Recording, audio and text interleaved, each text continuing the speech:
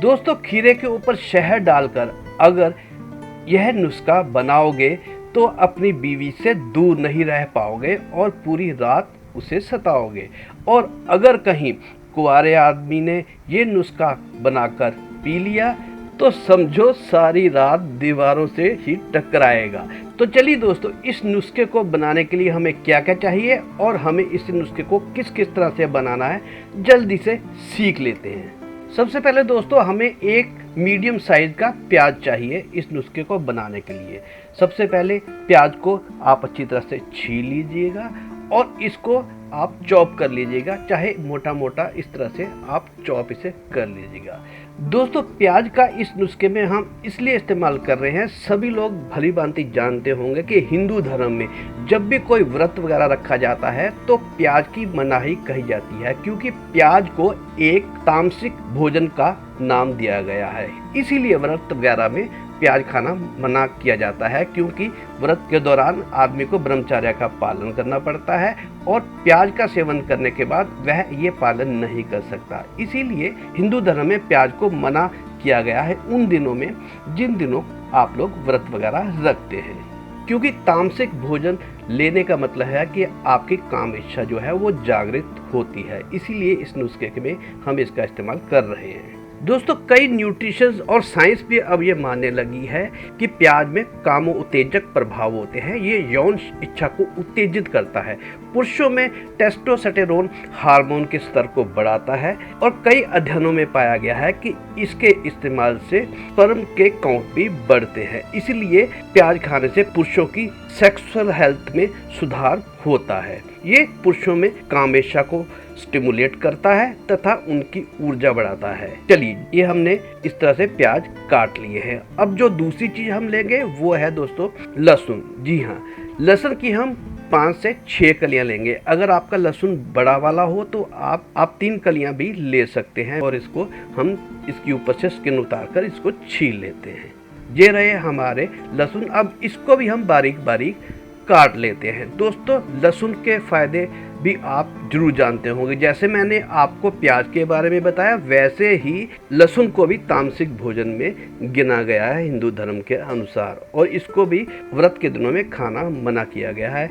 आप ये सब लोग भली भांति जानते ही होंगे। चलिए साइंस क्या कहती है ये भी आपको मैं बता देता हूँ।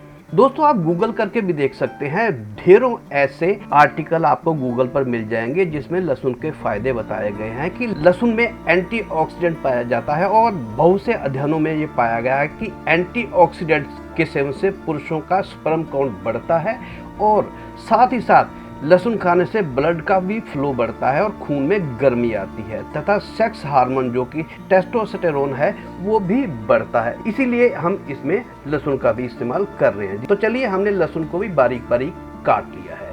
चलिए दोस्तों अब हमें एक नॉर्मल साइज का खीरा लेना है, यानी कि कुकुम्बर।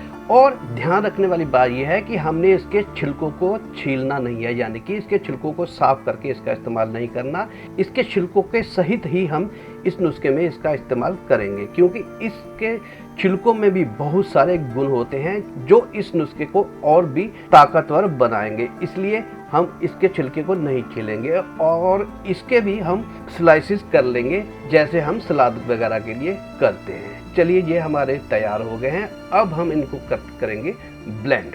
आप अपने ब्लेंडर में या जूसर मिक्सर में इसको हम जितनी चीज़ें हमने काटी हैं इनको हम डालेंगे और इसके अंदर हम लगभग 200 ml पानी डालेंगे, क्योंकि खीरे में भी बहुत ज़्यादा पानी होता है।